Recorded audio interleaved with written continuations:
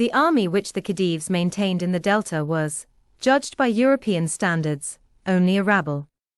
It was badly trained, rarely paid, and very cowardly, and the scum of the army of the Delta was the cream of the army of the Sudan. The officers remained for long periods, many all their lives, in the obscurity of the remote provinces. Some had been sent there in disgrace, others in disfavor.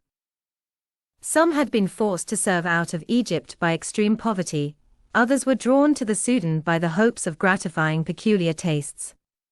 The majority had harems of the women of the country, which were limited only by the amount of money they could lay their hands on by any method.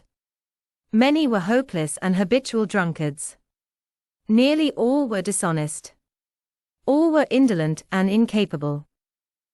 Under such leadership the finest soldiery would have soon degenerated. The Egyptians in the Sudan were not fine soldiers. Like their officers, they were the worst part of the Khedivial army. Like them, they had been driven to the south. Like them, they were slothful and effete. Their training was imperfect, their discipline was lax, their courage was low. Nor was even this all the weakness and peril of their position, for while the regular troops were thus demoralized, there existed a powerful local irregular force of Bazingas, Sudanese riflemen, as well armed as the soldiers, more numerous, more courageous, and who regarded the alien garrisons with fear that continually diminished and hate that continually grew. And behind regulars and irregulars alike the wild Arab tribes of the desert and the hardy blacks of the forests, goaded by suffering and injustice, thought the foreigners the cause of all their woes, and were delayed only by their inability to combine from sweeping them off the face of the earth. Never was there such a house of cards as the Egyptian dominion in the Sudan. The marvel is that it stood so long, not that it fell so soon. The names of two men of character and fame are forever connected with the actual outburst. One was an English general, the other an Arab priest, yet, in spite of the great gulf and vivid contrast between their conditions, they resembled each other in many respects. Both were earnest and enthusiastic men of keen sympathies and passionate emotions. Both were powerfully swayed by religious fervor.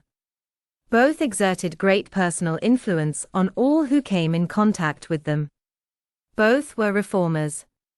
The Arab was an African reproduction of the Englishman a superior and civilized development of the Arab.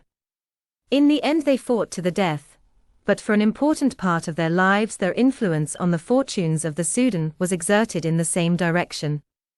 Mohammed Ahmed, the Mahdi, will be discussed in his own place.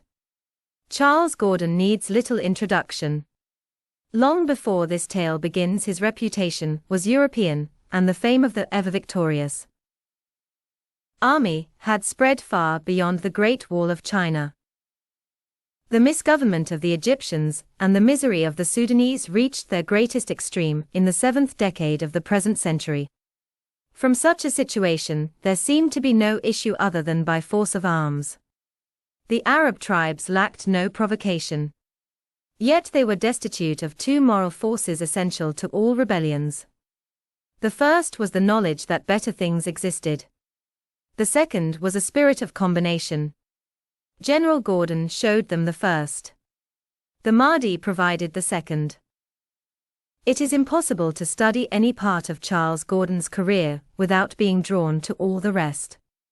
As his wild and varied fortunes lead him from Sebastopol to Pekin, from Gravesend to South Africa, from Mauritius to the Sudan, the reader follows fascinated.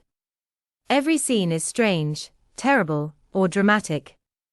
Yet, remarkable as are the scenes, the actor is the more extraordinary, a type without comparison in modern times and with few likenesses in history.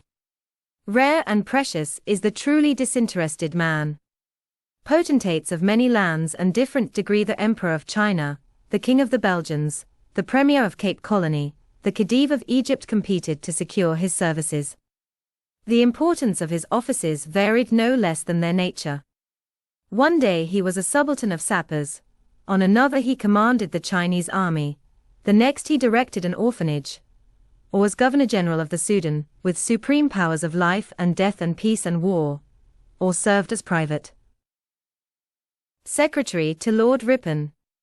But in whatever capacity he labored, he was true to his reputation. Whether he is portrayed bitterly criticizing to Graham the tactics of the assault on the Redan, or pulling the head of La Wang from under his bedstead and waving it in paroxysms of indignation before the astonished eyes of Sir Halliday Macartney, or riding alone into the camp of the rebel Suleiman and receiving the respectful salutes of those who had meant to kill him, or telling the Khedive Ismail that he must have the whole Sudan to govern, or reducing his salary to half the regulation amount because he thought it was too much, or ruling a country as large as Europe, or collecting facts for Lord Ripon's rhetorical efforts, we perceive a man careless alike of the frowns of men, or the smiles of women, of life or comfort, wealth or fame. It was a pity that one, thus gloriously free from the ordinary restraining influences of human society, should have found in his own character so little mental ballast. His moods were capricious and uncertain, his passions violent, his impulses sudden and inconsistent. The mortal enemy of the morning had become a trusted ally before the night. The friend he loved today he loathed tomorrow. Scheme after scheme formed in his fertile brain, and jostled confusingly together. All in succession were pressed with enthusiasm. All at times were rejected with disdain. A temperament naturally neurotic had been aggravated by an acquired habit of smoking, and the general carried this to so great an extreme that he was rarely seen without a cigarette. His virtues are famous among men, his daring and resource might turn the tide or war, his energy would have animated a whole people, his achievements are upon record, but it must also be set down that few more uncertain and impracticable forces than Gordon have ever been introduced into administration and diplomacy.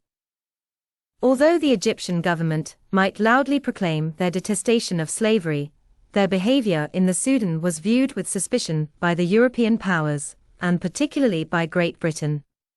To vindicate his sincerity, the Khedive Ismail, in 1874 appointed Gordon to be governor of the Equatorial Province in succession to Sir Samuel Baker. The name of the general was a sufficient guarantee that the slave trade was being earnestly attacked. The Khedive would gladly have stopped at the guarantee, and satisfied the world without disturbing vested interests. But the mission, which may have been originally instituted as a pretense, soon became in Gordon's energetic hands very real. Circumstances, moreover, soon enlisted the sympathies of the Egyptian government on the side of their zealous agent.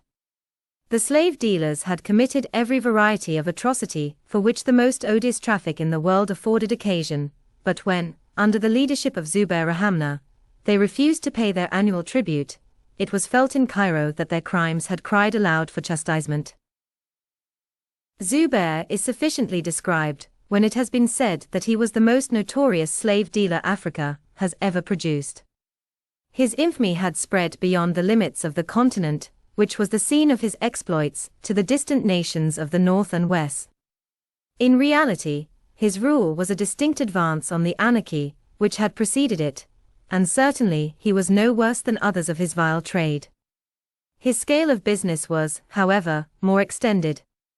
What William Whiteley was in respect of goods and chattels, that was Zubair in respect of slaves, a universal provider. Magnitude lends a certain grandeur to crime, and Zubair in the height of his power, at the head of the slave merchants' confederacy, might boast the retinue of a king and exercise authority over wide regions and a powerful army. As early as 1869, he was practically the independent ruler of the Bahr el-Ghazal. The Khedive resolved to assert his rights. A small Egyptian force was sent to subdue the rebel slaver, who not only disgraced humanity, but refused to pay tribute. Like most of the Khedivial expeditions, the troops under Belal Bey met with ill fortune. They came, they saw, they ran away. Some, less speedy than the rest, fell on the field of dishonor. The rebellion was open. Nevertheless, it was the Khedive who sought peace. Zubair apologized for defeating the viceregal soldiers, and remained supreme in the Baal Ghazal. Thence he planned the conquest of Darfur, at that time an independent kingdom. The Egyptian government were glad to join with him in the enterprise. The man they had been unable to conquer, they found it expedient to assist. The operations were successful. The king of Darfur, who was distinguished no less for his valor than for his folly, was killed. The whole country was subdued. The whole population available after the battles became slaves. Zubair thus wielded a formidable power. The Khedivial government, thinking to ensure his loyalty, created him a pasha rank, which he could scarcely disgrace, and the authority of the rebel was thus unwillingly recognized by the ruler. Such was the situation when Gordon first came to the Sudan. It was beyond the power of the new governor of the Equatorial Province at once to destroy the slave-hunting confederacy. Yet he struck heavy blows at the slave trade, and when in 1877, after a short visit to England, he returned to the Sudan as Governor-General and with absolute power, he assailed it with redoubled energy. Fortune assisted his efforts, for the able Zubair was enticed to Cairo, and, once there, the government refused to allow their faithful ally and distinguished guest to go back to his happy hunting grounds. Although the slave dealers were thus robbed of their great leader, they were still strong, and Zubair's son, the brave Suleiman, found a considerable following. Furious at his father's captivity, and alarmed lest his own should follow, he meditated revolt. But the Governor-General, mounted on a swift camel and attired in full uniform, rode alone into the rebel camp and compelled the submission of its chiefs before they could recover from their amazement. The confederacy was severely shaken, and when, in the following year, Suleiman again revolted, the Egyptian troops under Jesse Pasha were able to disperse his forces and induce him to surrender on terms. The terms were broken, and Suleiman and 10 of his companions suffered death by shooting von Slatin, Baron Rudolf Karl. Fire and Sword in the Sudan, page 28. The League of the Slave Dealers was thus destroyed. Towards the end of 1879, Gordon left the Sudan. With short intervals, he had spent 5 busy years in its provinces. His energy had stirred the country. He had struck at the root of the slave trade, he had attacked the system of slavery, and as slavery was the greatest institution in the land, he had undermined the whole social system. Indignation had stimulated his activity to an extraordinary degree. In a climate usually fatal to Europeans, he discharged the work of 5 officers. Careless of his methods, he bought slaves himself, drilled them, and with the soldiers thus formed pounced on the caravans of the hunters. Traversing the country on a fleet dromedary on which in a single year he is said to have covered 3,840 miles, he scattered justice and freedom among the astonished natives. He fed the infirm, protected the weak, executed the wicked. To some he gave actual help, to many freedom, to all new hopes and aspirations. Nor were the tribes ungrateful. The fiercest savages and cannibals respected the life of the strange white man. The women blessed him. He could ride unarmed and alone where a brigade of soldiers dared not venture. But he was, as he knew himself, the herald of the storm. Oppressed yet ferocious races had learned that they had rights. The misery of the Sudanese was lessened, but their knowledge had increased. The whole population was unsettled, and the wheels of change began slowly to revolve, nor did they stop until they had accomplished an enormous revolution. The part played by the second force is more obscure. Few facts are so encouraging to the student of human development as the desire, which most men and all communities manifest at all times, to associate with their actions at least the appearance of moral right. However distorted may be their conceptions of virtue, however feeble their efforts to attain even to their own ideals, it is a pleasing feature, and a hopeful augury, that they should wish to be justified. No community embarks on a great enterprise without fortifying itself with the belief that from some points of view its motives are lofty and disinterested. It is an involuntary tribute, the humble tribute of imperfect beings, to the eternal temples of truth and beauty. The sufferings of a people, or a class, may be intolerable, but before they will take up arms and risk their lives, some unselfish and impersonal spirit must animate them. In countries where there is education and mental activity, or refinement, this high motive is found in the pride of glorious traditions, or in a keen sympathy with surrounding misery. Ignorance deprives savage nations of such incentives. Yet in the marvelous economy of nature, this very ignorance is a source of greater strength. It affords them the mighty stimulus of fanaticism. The French communists might plead that they upheld the rights of man. The desert tribes proclaimed that they fought for the glory of God. But although the force of fanatical passion is far greater than that exerted by any philosophical belief, its sanction is just the same. It gives men something which they think is sublime to fight for, and this serves them as an excuse for wars which it is desirable to begin for totally different reasons. Fanaticism is not a cause of war. It is the means which helps savage peoples to fight. It is the spirit which enables them to combine the great common object before which all personal or tribal disputes become insignificant. What the horn is to the rhinoceros, what the sting is to the wasp, the Mohammedan faith was to the Arabs of the Sudan a faculty of offense or defense. It was all this and no more. It was not the reason of the revolt. It strengthened, it characterized, but it did not cause. I do not believe that fanaticism exists as it used to do in the world, judging from what I have seen in this so-called fanatic land. It is far more a question of property, and is more like communism under the flag of religion. General Gordon's Journals at Khartoum, BKI. Page 13. Those whose practice it is to regard their own nation as possessing a monopoly of virtue and common sense, are wont to ascribe every military enterprise of savage peoples to fanaticism. They calmly ignore obvious and legitimate motives. The most rational conduct is considered mad. It has therefore been freely stated, and is to some extent believed, that the revolt in the Sudan was entirely religious. If the worst untruths are those that have some appearance of veracity, this impression must be very false indeed. It is, perhaps, an historical fact that the revolt of a large population has never been caused solely, or even mainly by religious enthusiasm.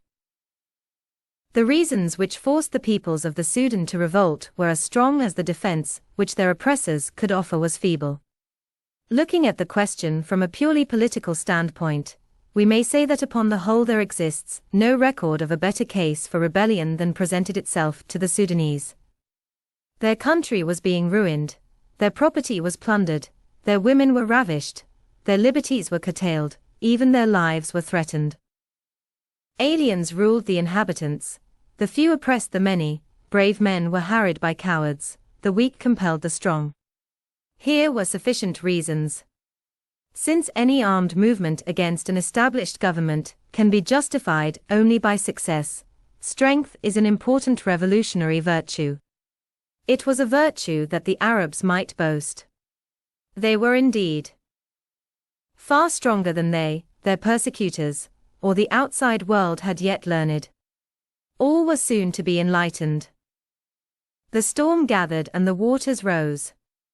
3 great waves impelled the living tide against the tottering house founded on the desert sand. The Arab suffered acutely from poverty, misgovernment, and oppression. Infuriated, he looked up and perceived that the cause of all his miseries was a weak and cowardly foreigner, a despicable Turk. The antagonism of races increased the hatred sprung from social evils. The moment was at hand. Then, and not till then, the third wave came, the wave of fanaticism, which, catching up and surmounting the other waves, covered all the flood with its white foam, and, bearing on with the momentum of the waters, beat in thunder against the weak house so that it fell, and great was the fall thereof. Down to the year 1881, there was no fanatical movement in the Sudan. In their utter misery, the hopeless inhabitants had neglected even the practices of religion. They were nevertheless prepared for any enterprise, however desperate, which might free them from the Egyptian yoke. All that delayed them was the want of some leader who could combine the tribes and restore their broken spirits, and in the summer of 1881 the leader appeared. His subsequent career is within the limits of this account, and since his life throws a strong light on the thoughts and habits of the Arabs of the Sudan, it may be worth while to trace it from the beginning. The man who was the proximate cause of the river war was born by the banks of the Nile, not very far from Dongola. His family were poor and of no account in the province. But as the prophet had claimed a royal descent, and as a sacred example was sprung from David's line, Muhammad Ahmed asserted that he was of the Ashraf, descendants of the prophet, and the assertion, since it cannot be disproved, may be accepted. His father was a humble priest, yet he contrived to give his son some education in the practices of religion, the principles of the Quran, and the art of writing. Then he died at Kareri while on a journey to Khartoum, and left the future Mahdi, still a child, to the mercies of the world. Solitary trees, if they grow at all, grow strong, and a boy deprived of a father's care often develops, if he escape the perils of youth, an independence and vigor of thought which may restore in after life the heavy loss of early days. It was so with Muhammad Ahmed. He looked around for an occupation and subsistence. A large proportion of the population of religious countries pass their lives at leisure, supported by the patient labor of the devout. The young man determined to follow the profession for which he felt his talents suited, and which would afford him the widest scope. He became a priest. Many of the religious teachers of heathen and other countries are devoid of enthusiasm and turn their attention to the next world because doing so affords them an easy living in this. Happily, this is not true of all. It was not true of Muhammad. Even at an early age he manifested a zeal for God's service, and displayed a peculiar aptitude for learning the tenets and dogmas of the Mohammedan belief. So promising a pupil did not long lack a master in a country where intelligence and enthusiasm were scarce. His aspirations growing with his years and knowledge, he journeyed to Khartoum as soon as his religious education was completed, and became a disciple of the renowned and holy Sheikh, Muhammad Sharif. His devotion to his superior, to his studies and to the practice of austerities, and a strange personal influence he was already beginning to show, won him by degrees a few disciples of his own, and with them he retired to the island of Abba. Here by the waters of the White Nile Muhammad Ahmed lived for several years. His two brothers, who were boat builders in the neighborhood, supported him by their industry. But it must have been an easy burden, for we read that he hollowed out for himself a cave in the mud bank, and lived in almost entire seclusion, fasting often for days, and occasionally paying a visit to the head of the order to assure him of his devotion and obedience. I take this passage from Fire and Sword in the Sudan by Slatin. His account is the most graphic and trustworthy of all known records of the Mahdi. He had terrible opportunities of collecting information. I have followed his version, Chapter 4, very closely on this subject. Meanwhile his sanctity increased, and the labor and charity of the brothers were assisted by the alms of godly travelers on the river. This virtuous and frugal existence was disturbed and terminated by an untoward event. The renowned and holy Sheikh made a feast to celebrate the circumcision of his sons. That the merriment of the auspicious occasion and the entertainment of the guests might be increased, Sharif, according to the lax practice of the time, granted a dispensation from any sins committed during the festivities, and proclaimed in God's name the suspension of the rules against singing and dancing by which the religious orders were bound. The ascetic of Abba Island did not join in these seemingly innocent dissipations. With the recklessness of the reformer, he protested against the demoralization of the age, and loudly affirmed the doctrine that God alone could forgive sins. These things were speedily brought to the ears of the renowned Sheikh, and in all the righteous indignation that accompanies detected wrongdoing, he summoned Muhammad Ahmed before him. The latter obeyed. He respected his superior. He was under obligations to him. His ire had disappeared as soon as it had been expressed. He submissively entreated forgiveness, but in vain. Sheriff felt that some sort of discipline must be maintained among his flock. He had connived at disobedience to the divine law. All the more must he uphold his own authority. Rising in anger, he drove the presumptuous disciple from his presence with bitter words, and expunged his name from the order of the elect. Muhammad went home. He was greatly distressed. Yet his fortunes were not ruined. His sanctity was still a valuable, and, unless he chose otherwise, an inalienable asset. The renowned sheikh had a rival nearly as holy and more enterprising than himself. From him the young priest might expect a warm welcome. Nevertheless, he did not yet abandon his former superior. Placing a heavy wooden collar on his neck, clad in sackcloth and sprinkled with ashes, he again returned to his spiritual leader, and in this penitential guise implored pardon.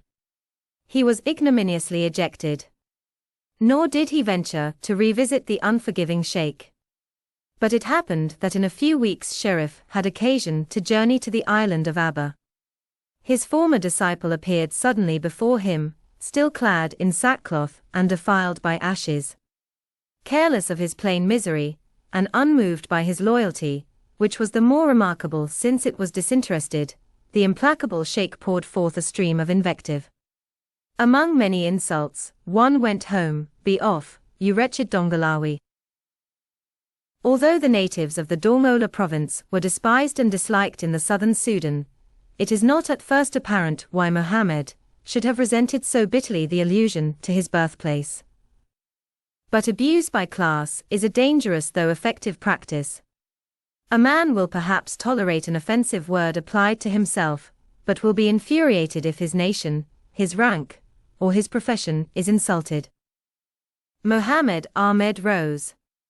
All that man could do to make amends he had done. Now he had been publicly called a wretched Dongolawi. Henceforth he would afflict Sheriff with his repentance no longer. Reaching his house, he informed his disciples for they had not abandoned him in all his trouble, that the sheikh had finally cast him off, and that he would now take his discarded allegiance elsewhere. The rival, the Sheikh el-Quraishi, lived near Mesalamia. He was jealous of Sheriff, and envied him his sanctimonious disciples. He was therefore delighted to receive a letter from Muhammad Ahmed announcing his breach with his former superior, and offering his most devoted services. He returned a cordial invitation, and the priest of Abba Island made all preparation for the journey.